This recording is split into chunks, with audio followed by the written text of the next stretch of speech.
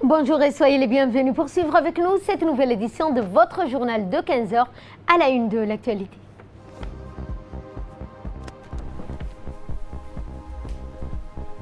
Lancement du projet de renforcement de la résilience économique des entreprises vulnérables qui s'est tenu dans la région de Tadjoura. Dans l'actualité internationale concernant le coronavirus, la France mise sur les tests rapides pour améliorer son dispositif. Bonjour à tous et nous entamons ce journal par la suite des questions-réponses qui ont eu lieu hier 5 novembre à l'hémicycle national. Eh bien, en ce qui concerne des questions, les parlementaires ont posé des questions pertinentes. Je vous propose de suivre en matière, les questions qui ont été posées en matière de budget, de santé, de travail et de transport. La question est, il est vrai que dans le contexte de la crise financière des années 90, la gestion du budget national a été centralisée au ministère des Finances, actuellement appelé ministre du Budget, afin de faire face aux difficultés de trésorerie de l'époque. Or, avec une expansion économique générant une croissance de 7%, n'est-il pas temps de revenir à la normale et de laisser la responsabilité à tous les autres ministres de gérer leur propre budget national? Monsieur le ministre de la Santé, la région de Boc souffre d'un manque cruel du personnel qualifié dans les domaines de la santé publique. En effet, les infirmiers diplômés d'État se font de plus en plus rares dans toutes les structures sanitaires de la région de Boc. Les services est donc assurés faute de mieux par les agents de santé communautaires. J'insiste et je dis bien les agents de santé communautaires, monsieur le ministre, qui d'ailleurs, évidemment, n'ont reçu aucune formation adaptée à cette femme, bien sûr. Il en est de même pour la maternité où le manque de sages-femmes atteint un seuil alarmant, monsieur le ministre. Comment comptez-vous donc, monsieur le ministre, combler ce vide? Qu'avez-vous prévu pour éviter la fermeture imparable de ce seul bloc indispensable pour le bien-être de nos jeunes mamans? En août 2002, un décret présidentiel a été promulgué. C'est le décret 2002-0170 qui a été mis en place le 1er septembre 2002. Juste à titre rappel, ce décret concerne le ministère du Travail. Je vais vous lire le premier article de ce titre avant de poser ma question. Le premier article de ce titre, de ce décret dit « Afin de garantir l'égalité de chances et d'accès au travail en vue d'un fonctionnement efficient et efficace de l'administration et des institutions de l'État, les fonctionnaires et les agents conventionnés de l'État, des entreprises et des établissements publics doivent recruter, je précise, doivent recruter par voie de concours à compter du 1er septembre 2002. Ma question est vraiment large. Ça concerne le ministère du Travail et les autres membres du gouvernement. En quoi il y a un problème pour l'application de cet article? Surtout que cet article concerne toute la jeunesse djiboutienne et qu'est-ce qu'elle met sur le même pied d'égalité tout le monde. Les réseaux des pistes rurales représentent la grande partie des réseaux routiers de notre pays. Ces pistes jouent un rôle très important sur le plan économique et social du pays.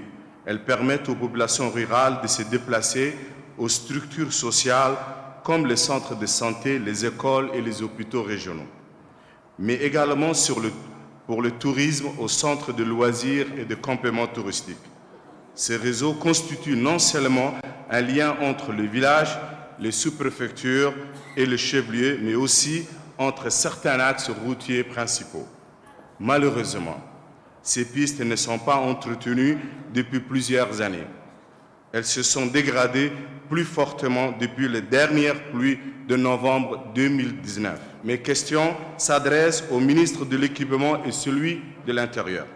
Qui a la responsabilité, monsieur le ministre, de l'entretien des pistes rurales de région? Pourriez-vous, monsieur le ministre, nous donner au moins l'inventaire de nos pistes rurales? Et suivant cette fois les réponses des membres du gouvernement aux questions posées par les élus du peuple.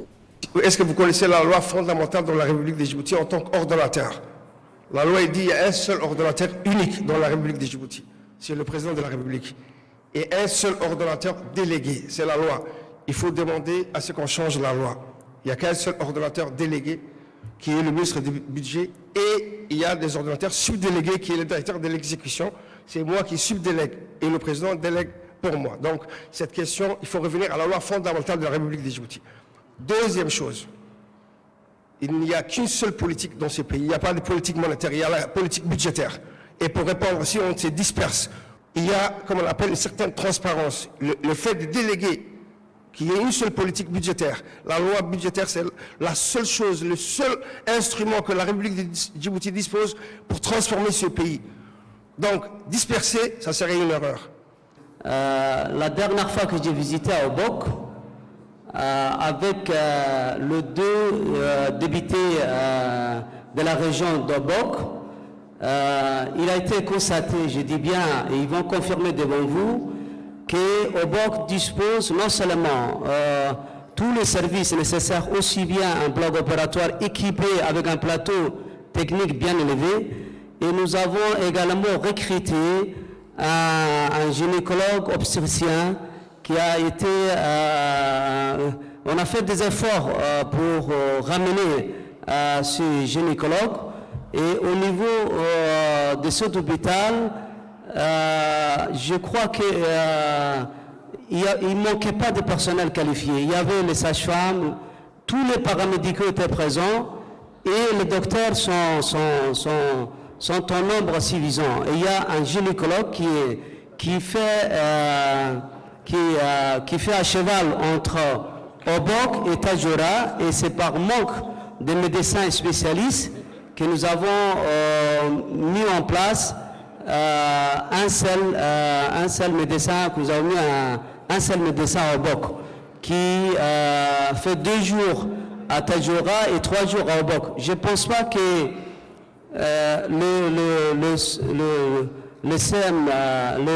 l'hôpital d'Obok soit l'hôpital le plus démuni. Je dis souvent, c'est l'hôpital le plus équipé, où il y a plus de personnel qualifié. Le décret en question, 170 de 2002, qui oblige tous les départements ministériels à opter pour le câlin du concours lors du recrutement est non pas indispensable, mais obligatoire.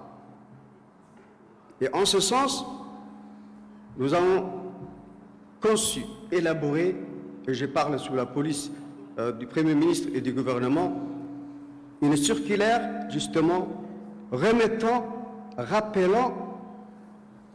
la responsabilité de tout un chacun pour que le seul canal qui puisse être utilisé est celui du concours pour le recrutement dans l'administration publique. Et en ce sens, je me tourne vers quelques collègues avec qui j'ai eu également des discussions, non pas âpres, mais enrichissantes, justement pour imposer le concours lors du recrutement. Et c'est ce qui a été fait. Et j'interpelle l'honorable Omar et je l'invite samedi, Inch'Allah, à l'école de la ZPS pour justement voir de visu et vivre un moment important, grandiose, de passation de concours pour le recrutement au niveau du ministère de l'Énergie. Je suis tout à fait d'accord avec son honorable Elmi Mahabé. J'ai reçu le parlementaire de la région d'Ali Sabié dans mon bureau. Je leur ai montré le programme qu'on a fait suite au tournée du président dans la région d'Ali Sabié et dans différentes régions. Nous avons programmé de réhabiliter le piste de Goubatou, Pio Abdey, piste de Gistir, piste de Ali Sabié Ali Abdey. et Ali Abdé Hol Djibouti. Le retard que nous avons eu, c'était programmé pour le mois de novembre et décembre, mais on a eu de retard à cause des équipements de la base technique de Dikil qui couvre la région d'Ali Sabié, qui est actuellement pris par la réhabilitation de la RNA à partir de Doudou Blalé jusqu'à Dikil. Honorable Elmi Mahabé, dès que nous finissons ces travaux, très prochainement, vous aurez les équipements de l'ADR sur les pistes que j'ai citées tout à l'heure. Il est l'heure à présent de retrouver l'appel de la prière de l'Asr. Nous y reviendrons dans quelques instants.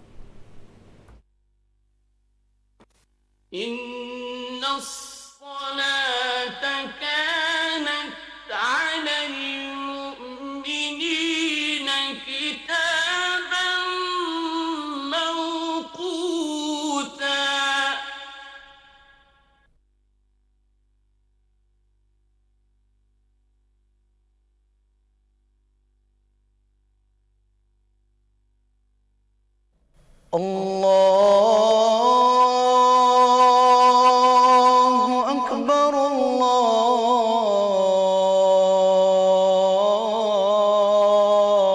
الله أكبر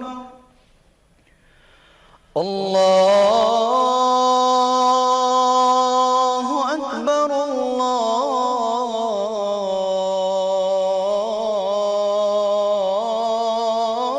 الله أكبر أشهد أن لا إله إلا الله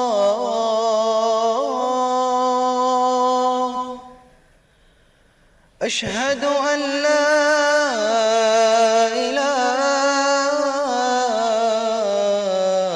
إله إلا الله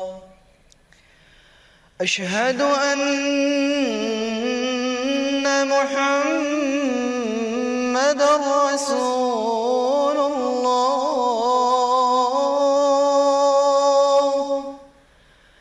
أشهد أن محمد رسول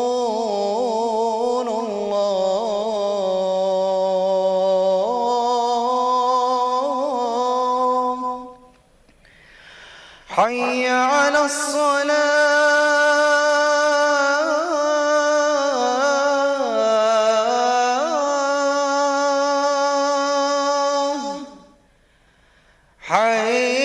حي على الصلاة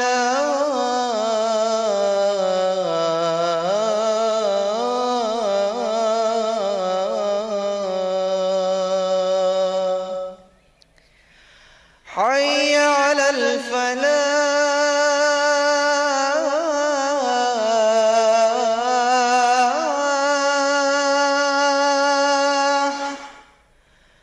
حي على الفلاح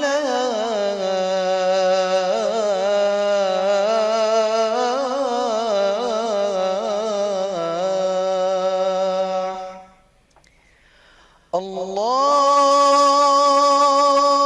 أكبر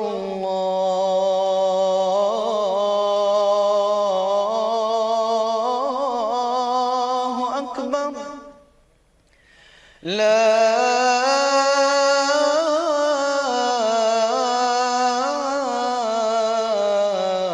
إله إلا الله اللهم رب هذه الدعوة التامة والصلاة القائمة آت سيدنا محمدا الوسيلة والفضيلة وابعثه اللهم مقاما محمودا الذي وعدته إنك لا تخلف الميعاد. C'était l'appel de la prière d'Al-Asr et nous allons à Tadjoura pour poursuivre avec le lancement officiel du projet de renforcement de la résilience économique des entreprises vulnérables. Eh bien, placé sous le patronage du ministre des Finances, chargé de l'industrie, M. Elias Moussa Dawale, du secrétaire d'État chargé de la décentralisation, Hamadou Mohamed Aramis, le centre de leadership de l'entrepreneuriat organisé jeudi le lancement officiel du PRAEV, projet de renforcement de la résilience économique des entreprises vulnérables dans les chefs-lieux de Tadjoura. D'un montant de 7 350 000 dollars américains, et bien l'équivalent d'1,304 milliard de nos francs. Ce projet financé par la Banque islamique de développement a pour objectif de fournir une aide d'urgence aux AGR et aux micro-entreprises dans la région de Tadjoura touchée par la crise socio-économique et notamment du Covid-19 afin d'améliorer l'accès aux compétences de production dans le secteur de la pêche, de l'agropastoralisme et de l'artisanat. Est très touché par la Covid-19 comme partout à Djibouti. Donc aujourd'hui, c'est avec joie et satisfaction que nous accueillons le projet PREV qui va donner qui répond aux ripostes et qui va booster les jeunes qui étaient désespérés. Donc pour cela, nous remercions infiniment les centres clés. Monsieur le ministre et chers invités, je suis persuadé qu'aujourd'hui, la jeunesse de Tadjoura sont déterminés et engagés pour entreprendre. Et juste ce qui leur manquait, c'est la voie de financement. Et aujourd'hui, ils vous disent merci et ils sont déterminés. Dans leurs interventions respectives, le préfet et le président du conseil régional n'ont pas manqué de remercier les efforts du gouvernement pour réduire la pauvreté grâce à l'entrepreneuriat. Suivons donc une partie de leur intervention. Je voudrais exprimer la bienvenue à la délégation gouvernementale de haut niveau et les représentants des organismes d'aide et de développement qui ont fait le déplacement jusqu'à Tadjoura et qui ont bien voulu accorder l'honneur à notre région pour abriter cet événement très significatif. Les efforts du gouvernement pour réduire l'impact de la pauvreté sont multiples. Le programme des filets sociaux, si je rappelle, lancé par le département des affaires sociales et de la solidarité, a permis de toucher beaucoup de jeunes qui se sont pris en main et ont montré des signes encourageants par le passé. La pandémie du Covid-19 a durement touché cette année les entreprises, les petits commerces ainsi que les journaliers. Cette crise sanitaire qui persiste encore dans le monde et par une deuxième vague a surtout montré la fragilité de l'économie informelle.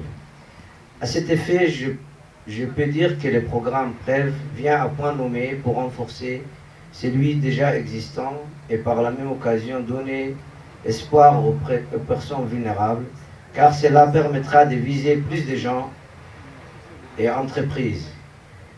Le nombre de jeunes inactifs est déjà alarmant dans notre pays comme dans la région. S'ajoute de plus en plus de diplômés qui grossissent le rang, alors que le marché du travail commence à saturer au sein des institutions publiques de l'État. En ce jour où nous procédons au lancement du projet de renforcement de la résilience économique des entreprises vulnérables à Tadjoura, qu'il me soit permis de vous exprimer ma profonde satisfaction de vous accueillir dans la ville blanche. L'épidémie du Covid-19, dont une partie de vos programmes est consacrée pour ce Covid-19, comme nous le savons, touche l'ensemble de la population djiboutienne. La région de Tadjoura a sévèrement été affectée, surtout dans les villages frontaliers qui commerçaient avec les pays voisins dont les frontières étaient fermées. Ceci aussi n'a pas épargné le district de Tadjoura dans son ensemble.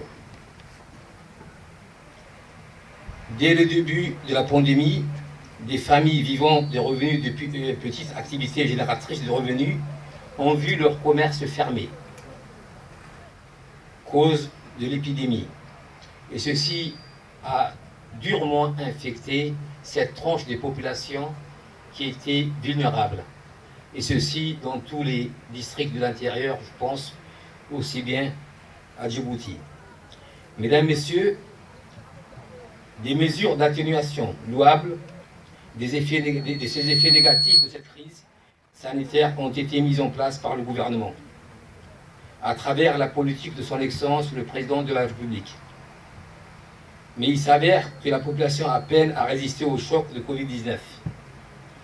La mise en place de cette nouvelle structure, dont le ministre des Finances nous a longuement parlé depuis un certain temps, et j'ai vu qu'il était très attaché aussi, pas uniquement au Covid, mais aussi au développement agro-pastoral.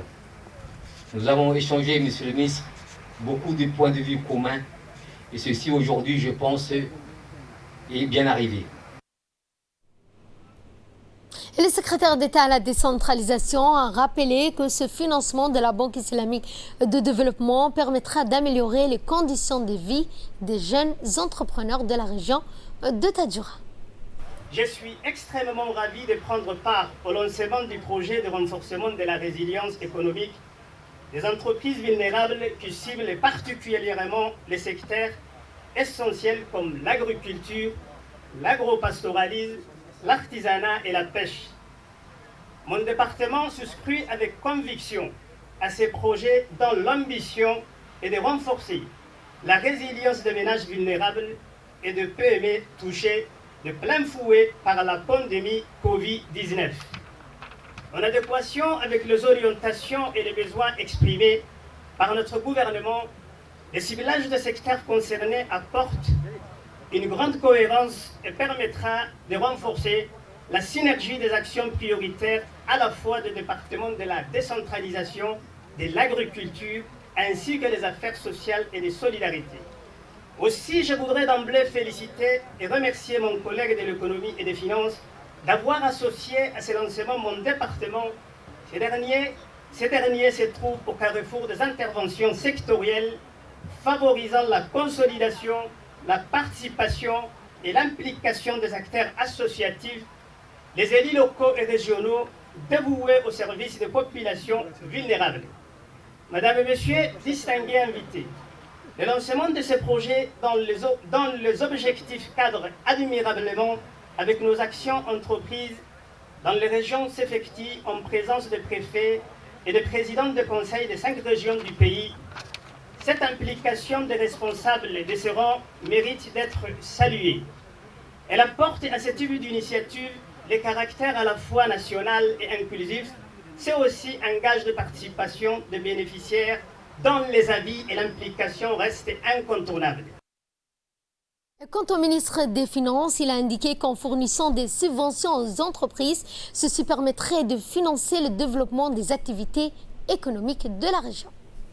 Je voulais ici tout d'abord vous remercier très sincèrement de cet accueil toujours chaleureux de Tadjoura et de sa population. On est toujours bien de retrouver la ville blanche, mais on est aujourd'hui de retour pour parler plus concrètement de l'avenir de la jeunesse, de l'avenir de l'entrepreneuriat ici dans la région de Tadjoura, mais également de toute la République de Djibouti. Ces projets dont les explications et les détails vous ont été apportés et ne portent sur la construction d'une résilience des très petites et petites entreprises qui ont été touchées après la crise de la Covid, mais également pour faire la promotion de l'entrepreneuriat dans la région et sur la République de Djibouti dans son ensemble. Si on a choisi Tadjoura, parce que nous parlons d'un projet qui, plus ou moins, va en tout cas voir à peu près 1,3 milliard de francs Djibouti. C'est 7,3 millions si ma mémoire est bonne. Donc c'est pour toutes les régions. On a voulu faire un peu ce clin d'œil à la ville de Tadjoura. Qu'est-ce que cela veut dire? Nous estimons que Tadjoura a beaucoup de potentiel. Tadjoura a besoin d'une promotion de sa jeunesse, mais également ces hommes et ces femmes, et en particulier ces femmes, notamment dans l'artisanat, qui est très connu également sur toute la République de Djibouti. Et au-delà de la République de Djibouti, je vois ici la dynamique Hasna, ici, Hasnatou, qui est présente avec nous.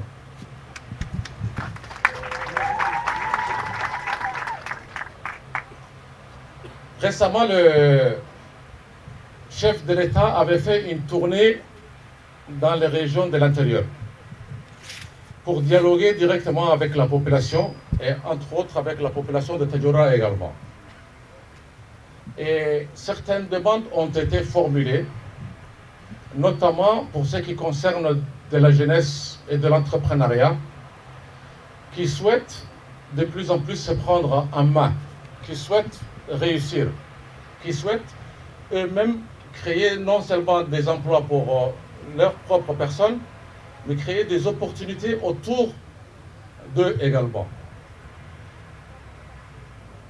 Mieux encore,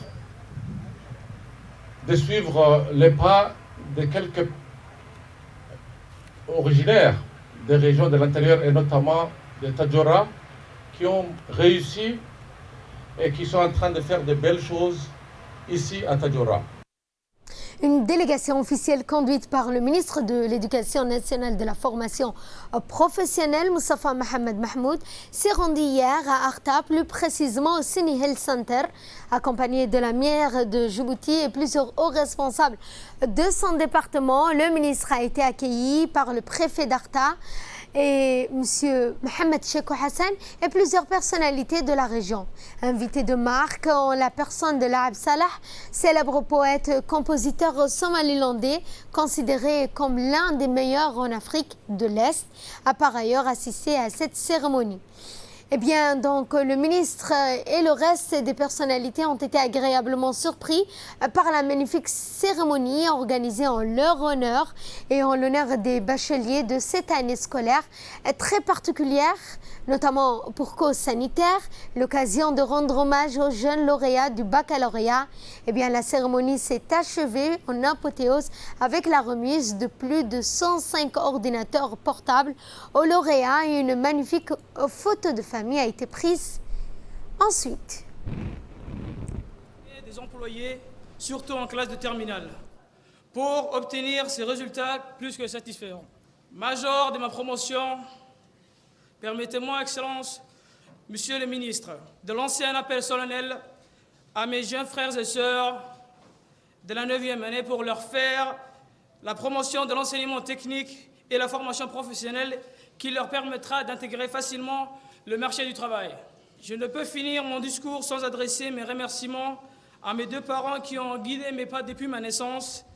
Excellence, Monsieur le ministre de l'Éducation nationale, Monsieur le préfet de la région d'Arta, Madame le maire, je vous salue avec une salutation venant du cœur. Salam alaikum wa rahmatullahi wa barakatuh. Je suis émue et honorée d'avoir été invitée à prendre la parole dans cette occasion, non seulement au nom ou au nom du lycée, mais au nom de tous les bacheliers qui ont réussi cette année.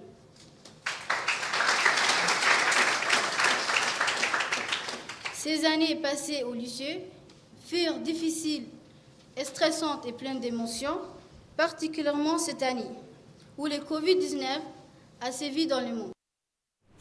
Et ensuite, dans un mot prononcé à cette occasion, le ministre a félicité les bacheliers. Ensuite, il a mis l'accent sur les difficultés rencontrées, notamment pour cause de crise sanitaire mondiale due au coronavirus. Très chers lauréats, ce jour est un grand jour parce que le baccalauréat session 2020 n'est pas un baccalauréat ordinaire. Pour arriver là, il a fallu non seulement travailler avec abnégation, mais également ce fut un combat de longue haleine pour surmonter et vaincre les aléas et les difficultés consécutives à une crise mondiale sans précédent qui avait mis le monde entier aux arrêts. C'est pourquoi ma joie est profonde et ma fierté est immense en vous disant, chers lauréats, mentionnez très bien du baccalauréat session 2020, vous incarnez de la plus belle manière le succès fulgurant remporté face à une année chargée, bien sûr, de labeur et d'incertitude pour le monde. Et les sceptiques pronostiquaient avec conviction que le Covid-19 aurait son dernier mot et que le baccalauréat n'aurait pas lieu. Vos succès et vos prouesses exceptionnelles nous ont permis de démentir de manière éclatante les prévisions les plus pessimistes. Non seulement nous avons réussi à organiser le bac, mais encore nous l'avions mené à terme, tel que nous l'avions prévu, planifié initialement. Notre formidable résilience a été tellement que même le sujet proposé sont ceux qui ont été préparés, mis sous selle depuis le mois de janvier 2020. Ce que j'entends par là, il ne s'agit pas nullement d'un bac au rabais, mais un bac qui s'est passé dans les mêmes conditions, malgré ces situations difficiles, dans les mêmes conditions que ceux qui ont eu leur baccalauréat l'année dernière. Je veux dire que par là, que vous, bacheliers de la session 2020, vous êtes tout simplement extraordinaires. Cette belle victoire, cette prouesse, cet exploit, cet extraordinaire exploit, par-dessus tout, nous la devons à nos vaillants enseignants, à ces hommes et à ces femmes qui se sont dévoués à votre réussite en menant avec le cœur et l'engagement éthique qui leur font honneur. De l'actualité, la mairie de Djibouti, en collaboration avec le ministère de l'Agriculture, a lancé ce matin une formation de plantation et d'entretien d'arbres au sein de la direction de l'agriculture. Plus de 50 jeunes issus des quartiers de 3 communes de la capitale ont bénéficié de cette formation qui prendra fin ce dimanche. Ces jeunes sont encadrés par un cadre du ministère de l'Agriculture, objectif étant de sensibiliser le plus grand nombre aux enjeux et bénéfices de cette formation de plantation d'arbres.